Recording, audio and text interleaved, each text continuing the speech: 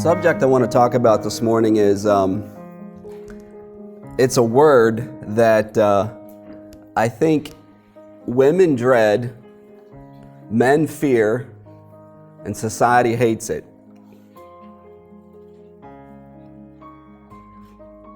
And you may ask the question, why would I choose to talk on such a word? Now, what's interesting, I'm going to kind of start a conversation with this whole thing because the more I studied the subject, I came up with so much information that I didn't know where to stop and start. The thing grew. And what's interesting, so I ended up with this word after talking to different people, a couple guys I've been talking to, and how that they struggle with authority. And so this thing's been going around in my head. Why do I struggle with authority? Why do you struggle with authority? I won't ask how many people struggle with authority, but I think it's a common problem. And why is that? So a lot of times, people will go down the road, well, the reason we struggle with authority is because of bad authority, poor authority, poor leadership, right? It's bad people doing bad things. So we struggle with authority. There's bad governments, there's bad church leaders, there's bad parents, there's bad everything. And so we have a problem, we struggle with authority. And as I thought of that, I went to the scriptures and I started looking. And so these are the three words I want to discuss. I want to discuss submission and authority and rebellion. That's the three words that came out of my thought processes.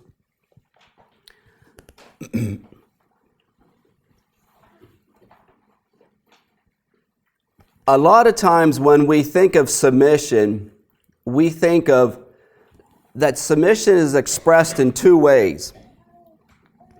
We think of submission as expressed either being defrauded or unjustly wrong. So, like, I submit only when I'm defrauded or I'm unjustly wronged. Okay, that's a lot of times the framework of what we think, that's what submission is. I want to add to that submission is also submitting to authority. Okay? I think that's the reason we have trouble with authority, because of the whole problem with submission. So, to put this in perspective, think about a baby. We've had a bunch of babies here lately. Think about a poor baby that's born.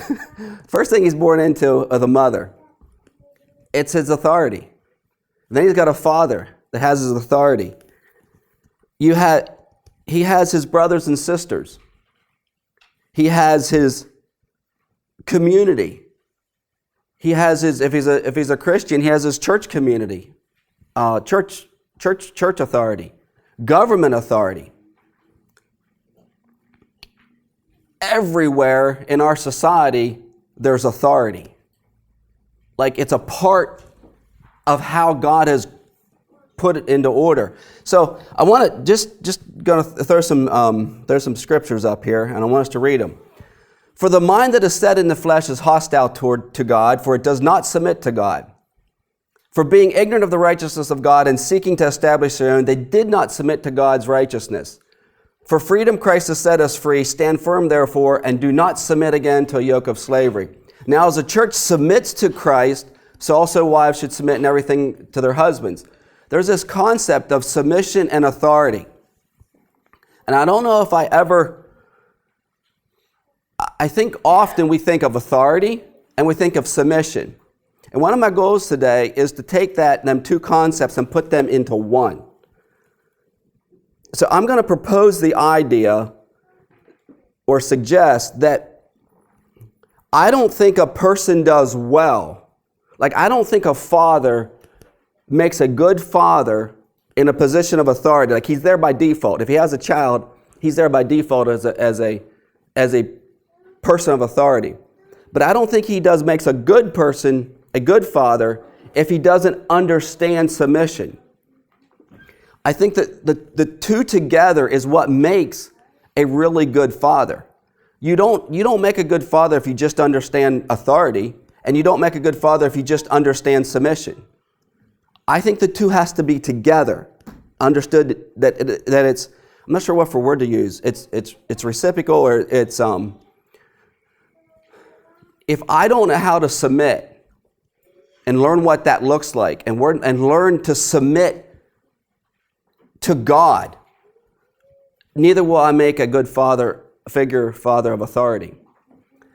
And the older I get, the more I realize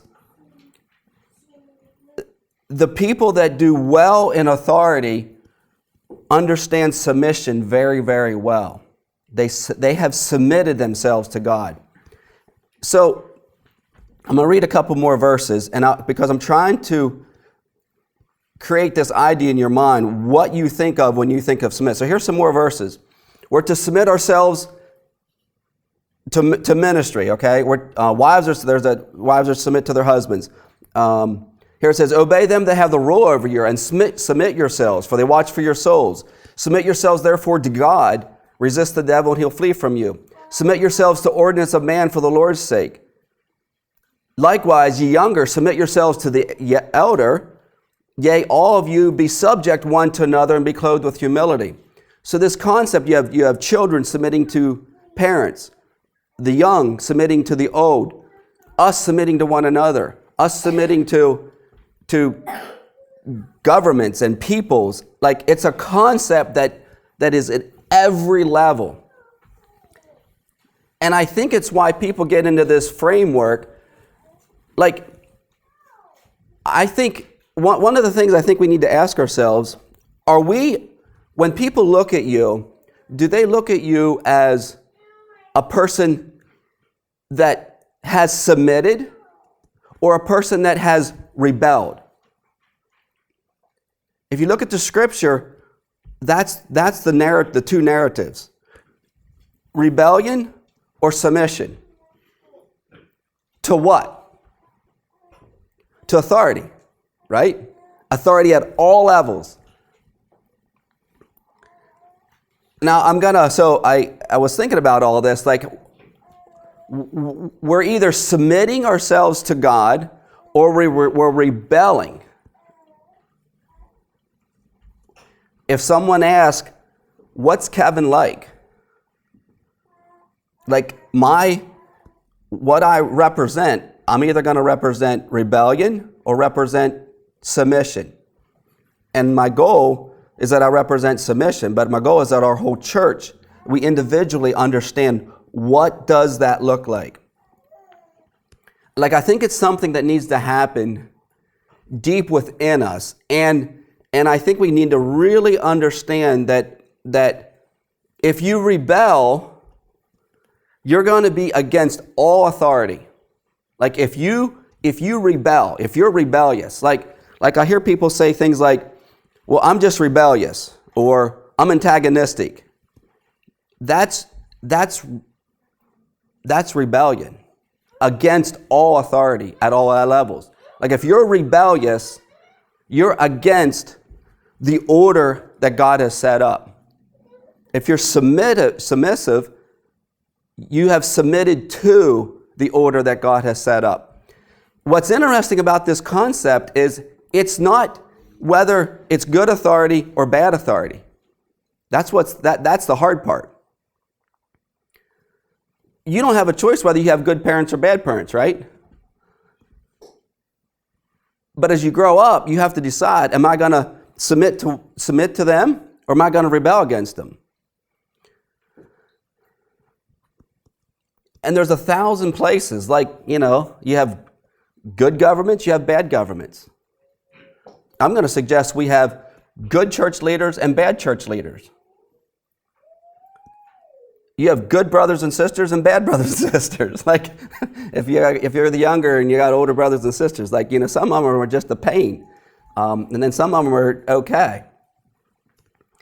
It's at all levels. And I don't know if I've ever really wrapped my head around this concept that authority is everywhere, and that we either choose to submit or to rebel. So I went and I started digging around a little bit. I'm just going to read some some quotes that of early Christians of how their concept of submission was, and it's really interesting. It says, "Let us therefore flee from warning threats pronounced by wisdom on the disobedience, and yield submission to his all holy and glorious name." So I want you to look at the words before the words. So we're to yield submission. The other one is, I'm not going to read all this, but we're to be scrupulous in our submission. What's that mean? We're to be detailed of how we submit. Very, very, very scrupulous. Devout attention. We're to be devout in how we submit. Like, what does that look like?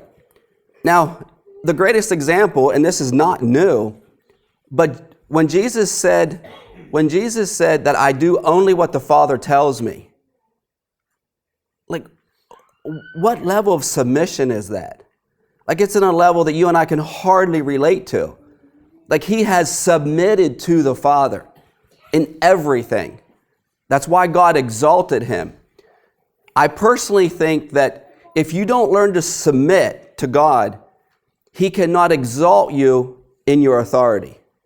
You understand what I'm saying? Like, if you're a bad parent and you don't learn to submit, you'll never gain the respect of your children, of your community, of whatever. Like, you won't be exalted. God will not exalt you.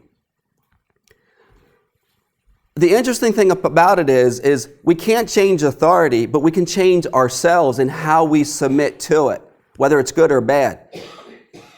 And another concept is, in Scripture it talks about a wife that is in a really difficult situation with a husband that's belligerent.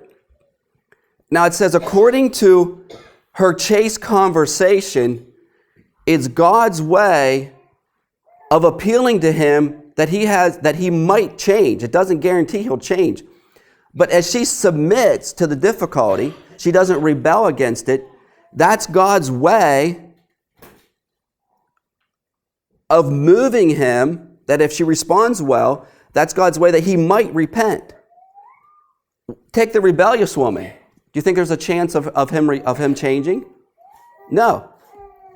In the same way, when you relate to your parents, when you relate to your spouses, when you relate to your siblings, when you relate to government or to anyone around you, you hold the key of whether you're going to respond in submission to or rebellion to. Like, we have that power. We can actually, and I think it's God's avenue of changing people. I mean, the simple fact in this thing that if you are going too fast and you get pulled over by a cop and you're a little irritated, like, why was he sitting there? Well, he should have been sitting there. Number one, you were going too fast. But if you respond kindly, your chance of not getting a high ticket is way greater than if you're rebellious, right? Yeah, cocky and lippy and mouth him off. Like, the whole thing works. That God has put it into place. Now, that's maybe easy compared to difficult things of submitting. But I think if we understand that we need to be, like, we're the ones that can change how we submit to authority that is in all levels. Or we can just pick up the rod that I'm a rebellious person. I'm rebelling against all authority. And we see that at every level of our society. We see it from the youth all the way up into governments. Just rebelling against governments at all levels. And we even say it's our God-given right to rebel and to be obnoxious and to say all kinds of terrible stuff. Scrupulous in submission, devout attendance to submission. Very, very interesting. Here's another one. It talks about in the midst of all Jesus' sufferings, he spoke more for his firmness and submission than all that was said by the Greeks. And it's this idea that in his suffering, that Christ, in his submission, his voice was louder, his impact was louder than all that was said by the Greeks. You follow what I'm saying? It's like someone that when you're somewhere and you see someone being defrauded, and you know it's being defrauded, that person's being defrauded, And if he responds in submission to, he doesn't fight back, he submits to it. What's your evaluation of him? Your evaluation of him goes way up. But if he rebels against it and acts obnoxious and demands his rights, you may say, yeah, that's the right thing for him to do. But you're not really impressed. You follow what I'm saying? You're not truly impressed. Here's another one. It talks about the instability of his submission in regards to the Word of God. So what's interesting, so we're to be stable in our submission to the Word of God, not unstable.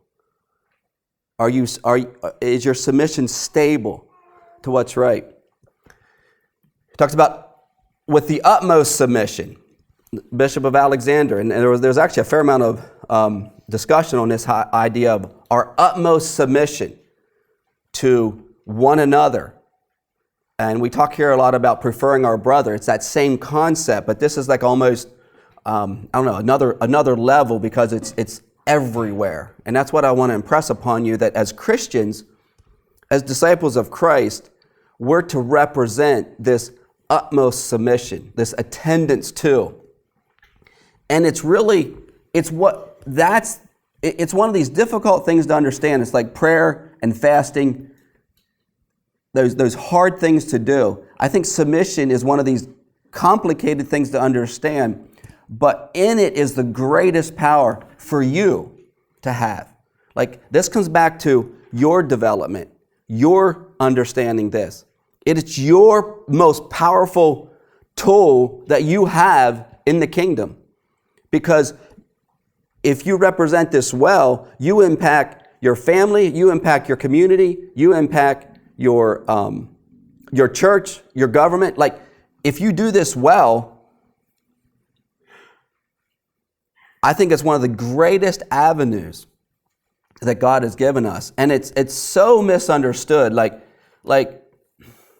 it's just so hijacked. It's so messed up. But if we understand the kingdom and his what God wants from us and how we're to respond, I think it just opens up the door into the kingdom in a way that our impact for the kingdom is just huge.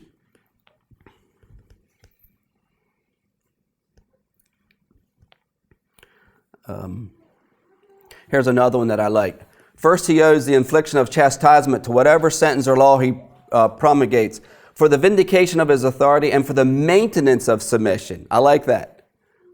Do you maintenance your submission well? Are you scrupulous? So one of my goals this morning is to reclaim the word, but more importantly, reclaim the purpose of what submission is to all of this authority around us. Clement says this: submission is the precursor of salvation. I thought that's a powerful statement. Submission is the precursor of salvation. So this here is a quote that, or not a quote, I put this together, but I truly believe this. I believe that submission is equally a part of the creation order, just as authority is of creation order.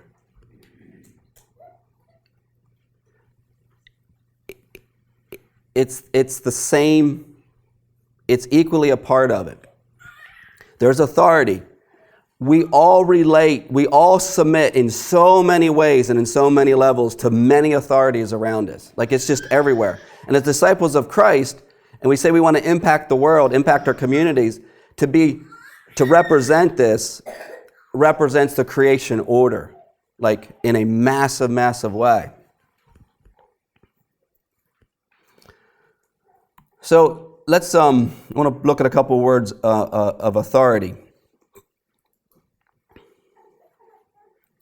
So it says, "But Jesus called them unto him and said, Ye know that the princes of the Gentiles exercise dominion over them, and they that are of great exercise authority upon them." So there's authority, bad authority. Next verse is, "When he came into the temple, chief priests and the elders and the people came unto him as he was teaching and said, By what authority doest thou these things, and who gave thee this authority?" You know, it was one of the questions that was asked Jesus a lot. He'd walk into a situation and he represented authority. Even the the people that had, the governments that had authority, like, what authority do you have? There's this authority battle, okay? He had it up on them because they recognized something, but it's like, what authority do you have, okay? Like, they were dealing with this whole thing of, were they going to submit to his authority or weren't they? And they didn't. How did Jesus have authority over those who exercise their authority over others? It's an interesting thought. He walks into a situation, he doesn't have authority, and they recognize authority. It's just an interesting concept. And why I think he had authority is because he submitted to the Father. He was exalted. And I think you and I, if we understand this and we submit ourselves to God, he will exalt us in our authority, whatever that is. Like, I don't think you can have it. You end up, if you do have authority, you're going to be like these guys. They just have dominion over something and exercise their authority upon them and make them listen. Like, it's this forceful thing. It's also why I'm actually not an advocate of people come to me, and they want their wife to submit. I'm like, ask her, don't make her. Like, I think it's a bad way to approach it. You need to ask them, but it's a free will. If you demand it, it's not going to go well for you anyways. I've seen people that try that, and it's a mess. Here's some more verses. Jesus answered and said unto them, I will also ask of you one question and answer me, and I will tell you by what authority I do these things. So here's this question that comes up over and over. And they answered and said unto Jesus, we cannot tell. And Jesus answered, saith unto them, neither do I tell you by what authority I do these things. So there's this battle. For the Son of Man is a man taking a far journey, who left his house and gave authority to his servants, and to every man his work, and commanded the porter to watch. So when he left, he gave authority to his servants. So you see, I'm just trying to communicate, authority is everywhere. It's at every level of society. And they were all amazed and spake among themselves, saying, what a word is this? For with authority and power he commanded the unclean spirits, and they come out. There Jesus represented authority. He commanded the unclean spirits to come out, and they listened to him. Now that's authority. Who submitted? The unclean spirits. Like, they submitted. Here's a couple more verses. For I also am a man set under authority, having under me soldiers.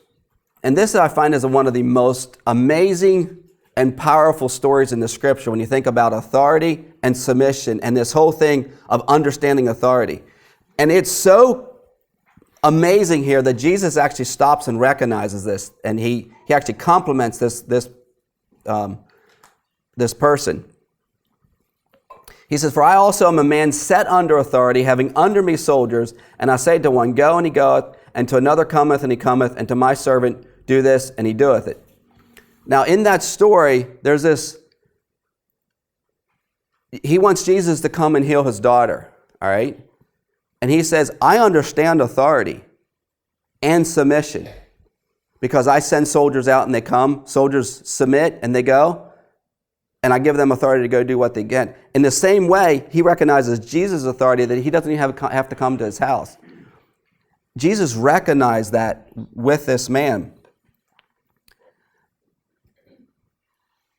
And I think that I just find that so interesting that he understood this thing of authority and submission. That's the order that God has put in so many areas of life and so many levels.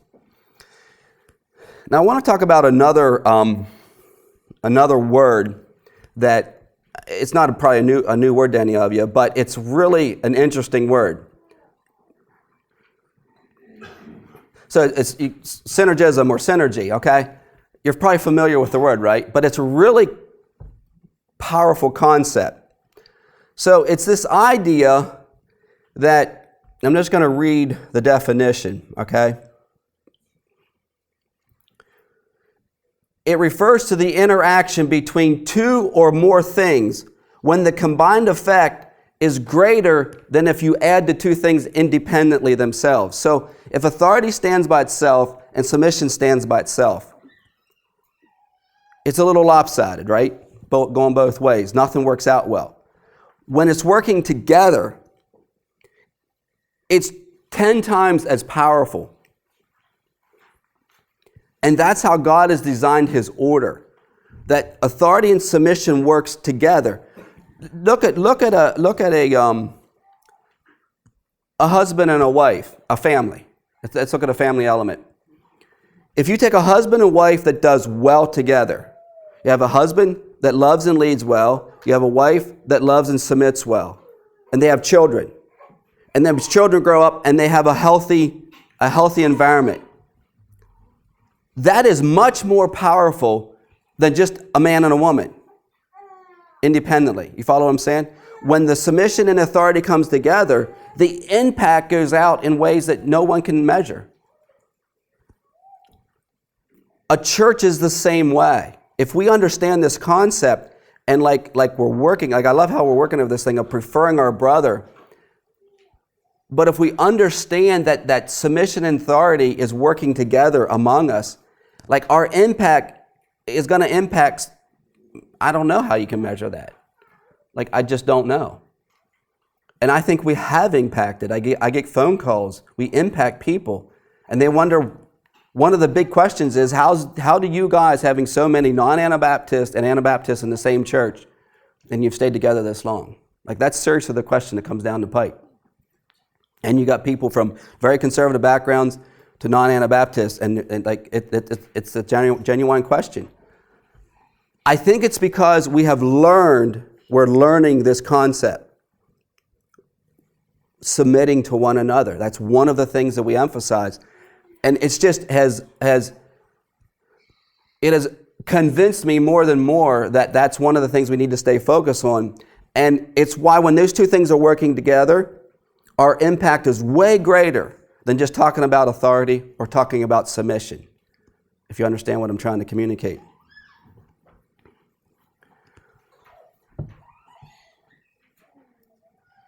So synergism, I think, is the result of submission and authority working together.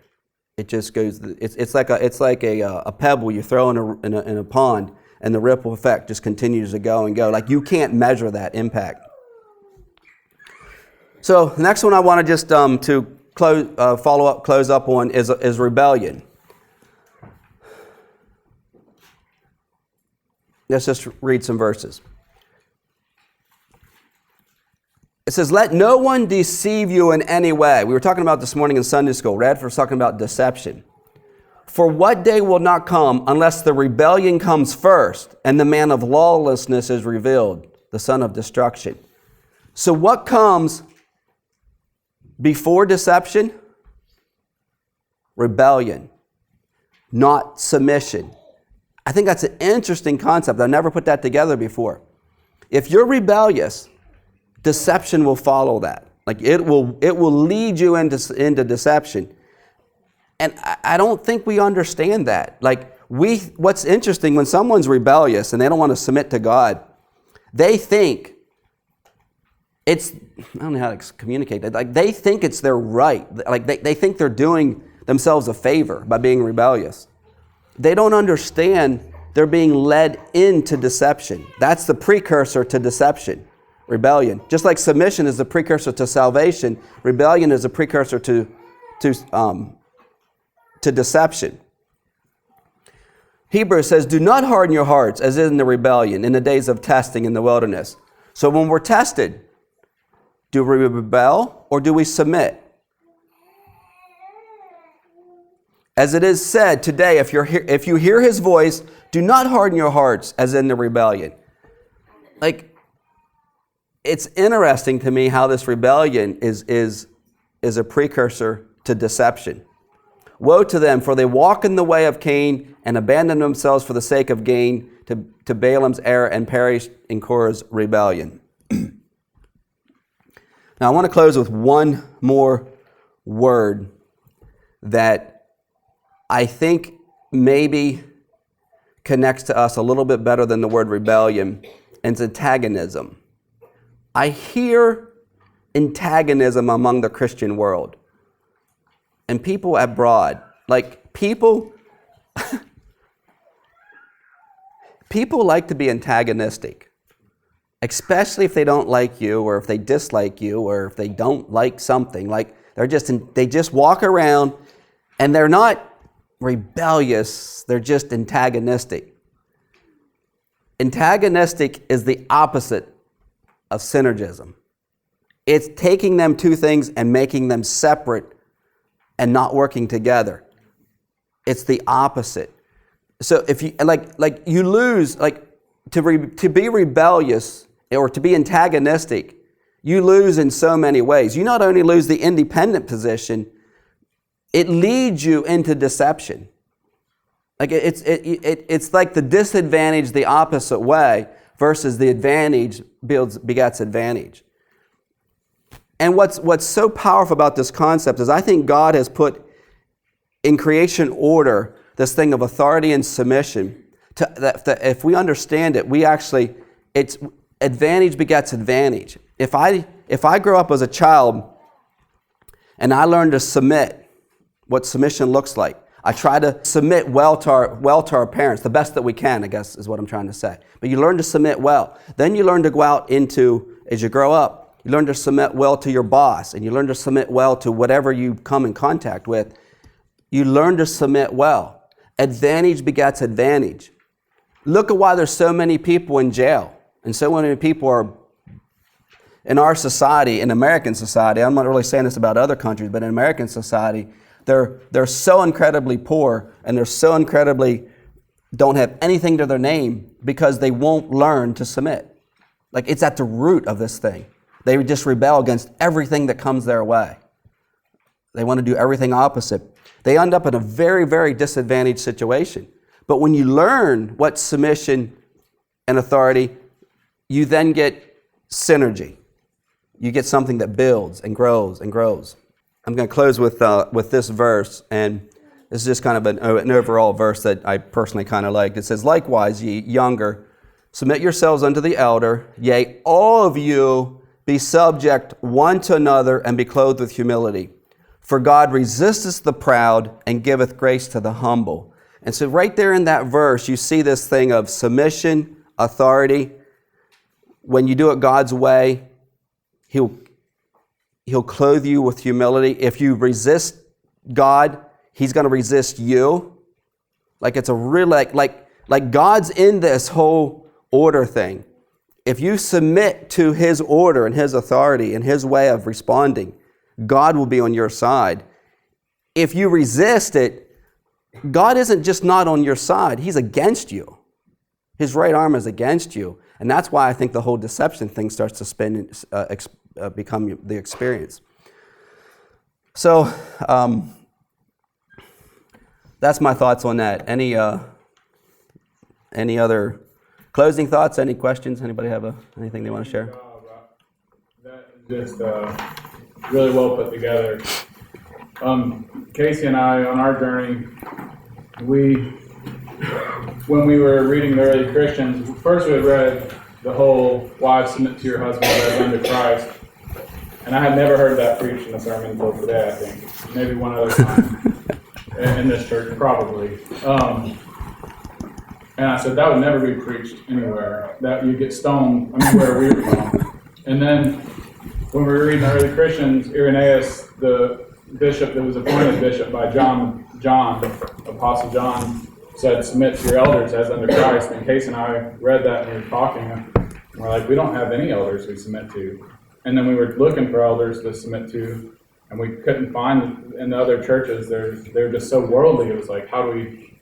So we went on the journey to submit, and there's something interesting. You think submission's like a slavery thing, but there's actually a freedom in submission. Like you don't have to be enslaved to your own thoughts and what you need. You always trying to figure out what you need to do and how you got to do it. You can listen to the people above you and just do what they tell you to do or advise, and it just makes you free, not people think of oppression and bondage, but it's really the opposite. There's a freedom and a power in submission.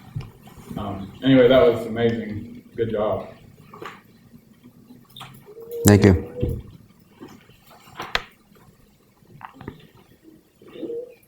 I think somehow the concept I feel of being a victim gets real closely tied into this concept. People feel like they have when people position themselves as being a victim, then they have in their minds the right to rebel because they're a victim. And it kind of ties to what Daniel was saying about it seems like submission is a slavery thing, like I'll get taken advantage of. But it's not. When you can get, some people have a mind frame where they can, in an instant, consider themselves to be a victim. In their own minds, they're a victim. And then there's other people who, through practice, like, you can't make them a victim. Like, when someone has that mentality that they have to be really sinned against before they would ever start taking the position of, I'm being a victim. To the people who take the victim position, it looks like those people are getting walked all over. But they live free lives because they don't live in their own minds as experiencing, oh, I'm being victimized, I have this right to rebel. So it really is free to not be a victim. And I think that we have a lot of control over whether or not we are going to allow ourselves to have a victim mentality or not to have a victim mentality. That's all I got. Thank you for sharing that. It's really good. Thank you. Mike? Sorry. I was just going to say, like, one thing that stood out to me is when Jesus was questioned, like, who gave you this authority? And the whole idea that, like, good and proper authority is given. Because at the Great Commission, he said, all authority has been given to me. I thought about that versus the authority that lords it over, which is taken. Like, I'm going to take that and I'm going to lord it over you. Whereas a good authority is given, and that's given from without, from something else. But what lies within us is whether or not we're going to submit or rebel. That's the part that lies within us. Good authority is kind of given, like from the Father to Christ, from Christ to his apostles, and anyway. Yeah, that's actually a good thought. I like that, Mike, because I don't know how far to take it, but it would almost appear, like good authority is given from God, and everything else is taken. So it's a very interesting thought. Someone has seen a hand up back there. So I was just thinking, you started out talking about where the resistance to authority comes from. And I think it is true that bad authority can damage your perception, make you resistant to submission. But I think most of it comes from within. I've heard submission defined by some people as submission, like we bring our mission under another mission. So Jesus' mission is the mission, and we bring our mission of life under that. And like in a marriage, we can discuss why God said that the husband is to be the leader. That is the way it is, and the wife's mission has to be brought under that. And if there's a conflict, work it out that way.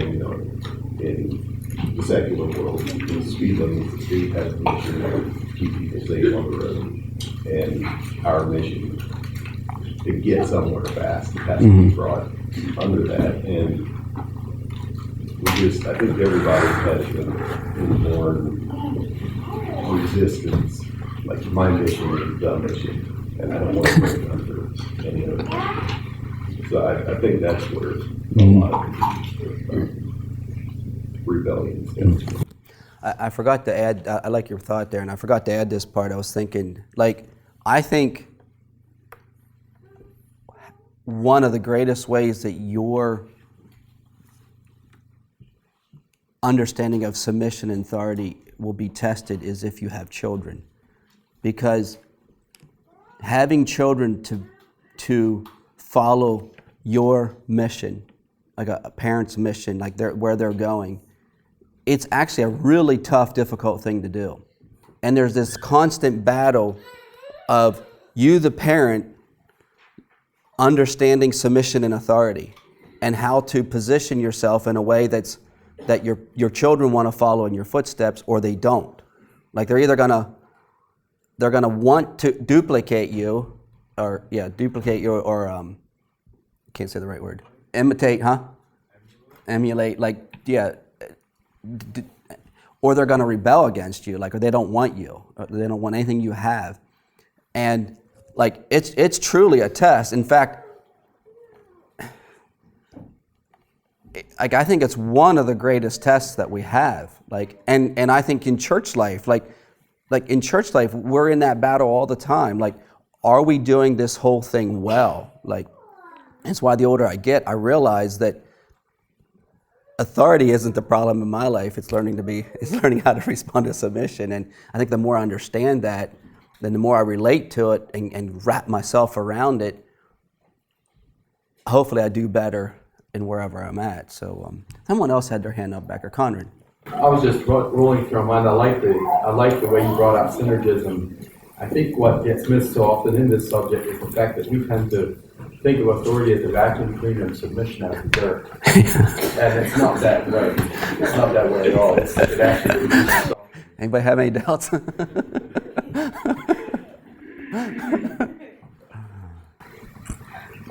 I really, the polarizing the issue there and saying, am I in submission or rebellion? That really was a good thing for me to think about.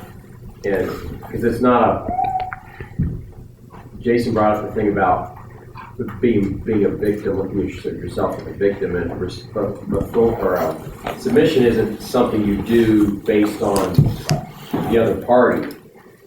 Submission is something you do because of who I am, because of my relationship to God, and then that creates the way I relate to everyone who's an authority in my life. I mean, the same way that you don't treat a lady with respect and courtesy based on how honorable she is. You do it because you're a gentleman. Mm-hmm. And I thought about David in that. We went through that recently in youth Bible study. And I thought, as much as people go to the Old Testament and they say about war, and David was a man of war, God teaches my hands to war, so a bow of steel is broken by my arms, David would never have participated in the American Revolution because his response was always, I will not lift my hand against the Lord's anointed. I'll run and hide, I'll go, do whatever I got to do, but I'm not going to attack him. It was because of who David was. Mm-hmm. Yeah. And I think that's a good thing. And I think in the whole thing about being a victim, I think if we keep that straight, that's my position of power, is finding my mission under whatever God's put in my life. And I know that the government's going to abuse that authority at times, but I don't view that like this is my place of power, is to submit, and that's my way of changing the world. That helps, I think, rewire that whole thing about framing yourself as a victim when leadership doesn't do what they ought to do. I think that's the mentality that David had there, because that was his place of power, was to respect who God had put in authority. And bringing up the whole David thing, I was thinking, like, if you have bad parents, you still can learn to submit well, and God will raise you up. And I was thinking of David and Saul. Like, Saul was a bad leader, a bad king. And here David is running around here submitting to that. And guess what was happening? God was exalting him. And I think, and Saul knew it was coming. Like, he knew his days were numbered, and it drove him crazy. But God was against Saul. Like, he's against the proud. And I think it's the exact same thing happens. If we respond well to difficult situations, and you do that well, like David did, God will exalt you, and you'll become whatever you become. But so, okay. Anything else, real quick? I just have one thing I thought was really interesting, that you said that rebellion is a precursor to deception. And I thought that made a lot of sense. You see that in the world. But it's a comforting thing, because looking at rebellious people, or even people who are rebelling against society, it seems like they're the ones who have the advantage. They're the ones that are pushing for certain reforms. They're the ones that are making things happen. But to actually see them as the disadvantaged ones, as the ones that are actually being deceived, and we are actually the ones, if we are in a proper position, and like you brought up with the whole synergy, like that really is the power and the strength. And so to think of that, we are actually on the side of the strength and the ones that aren't going to be deceived. I found that really inspiring to pursue this combination of submission and authority. Yeah, I like that. That's very inspiring, because, I mean, in some ways you can know if you're on the right side or wrong side. If you're doing the right thing, at least. If you're rebellious and you're deceived, you might not know you're on the wrong side.